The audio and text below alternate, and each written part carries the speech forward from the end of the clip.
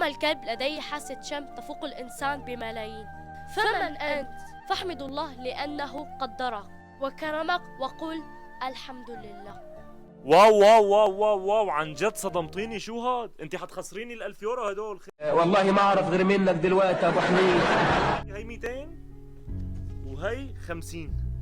ما شاء الله عن جد مصدومة. بتستاهل المصاري هدول ولا لا؟ حتخسرني اياهم شايف. هلا بدي اياكي تعطيني نصيحة، لانه في ناس بحياتنا ما بتشاركك غير بالافراح، بعرس، بفرحة، بتكون مبسوط، بيكون معك مصاري، وبس توقع بمشكلة هي الناس كلها بتختفي. فبدي اياكي تعطيني نصيحة لهدول الناس اللي بيختفوا من حياتك بس توقع بمشكلة، شو بتقلي لهم؟ تابعوا هذا الفيديو للأخير، في نصيحة بدي لكم إياها بالآخر الفيديو. ونحن صغار كنا نبكي لكي لا ننام، والآن نحن ننام لكي لا أحد يعلم أننا نبكي.